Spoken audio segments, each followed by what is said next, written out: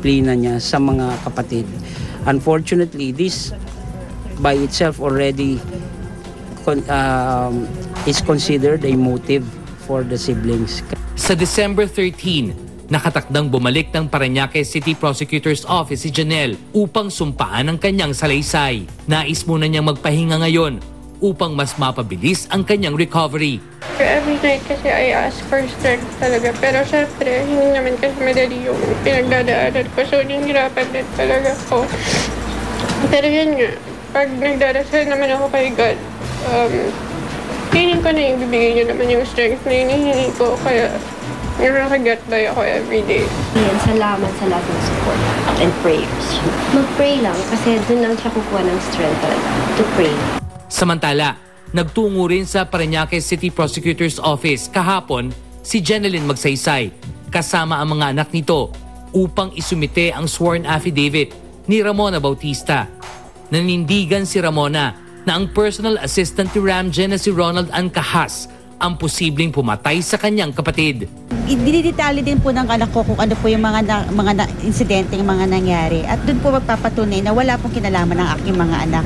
At inosente po ang lahat ng aking mga anak.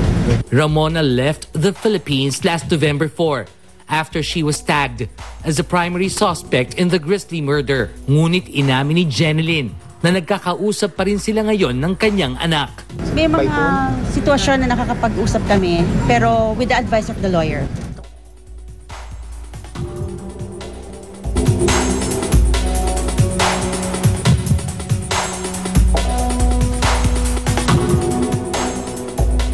Ibang level na ngayon ang labanan sa protege.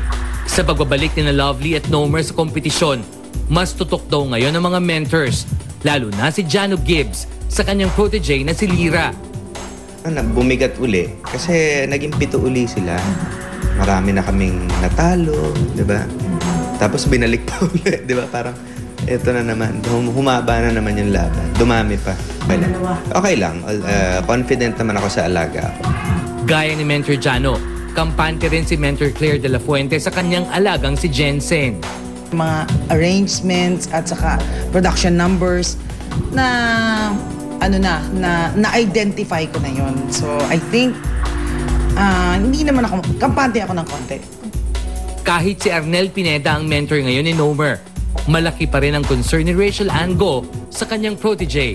Nabalitaan ko nga na umalis na si Kuya Arnel, sa Sunday pa yata yung balik. So hindi rin nakapag-practice pa yung bata. So ngayon, dinalaw ko lang, kinamusta ko. Kasi bilang, alam mo yun, bata pa siya.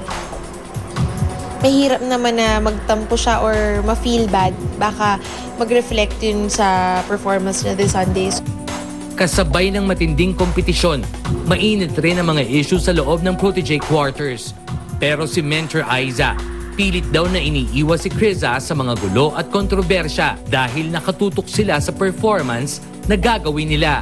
Kaya naman ang banta ni Aiza. Ako naman, I try my best to understand everything, no? But wag lang siyang kantiin. Ibang usapan to. Ako ang papatol para sa kanya. Dahil ako, hindi ko makakayanan makita siyang minamaliit. Hindi ko makakayanan makikita siyang sinasaktan ng iba. Walang karapatan na kahit sinong gumawa ng dito sa. So, sa akin sila harap.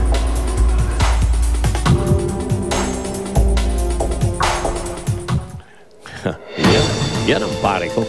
Okay. Narito mga kaibigan. Bukas nga pala. Matindi bukas ang mangyayari sa protege. Pero speaking of tindi, ito po ang matindi mga kaibigan. Ang sagot ng GMA Network sa kontrobersyal na video ni DJ Mo, Twister at Rian Ramos. Ano ang saulubin kaya sa kinasasangkutang kontrobersya? Abangan niyo po yan. Ilan pang piling bituin, binigyan ng pagkilala sa anibersaryo ng Walk of Fame Philippines. Ikaw na! Ikaw na, amigo! Ikaw na! Diba? Sa ayaw niya at sa gusto. Part siya talaga ng buhay ko.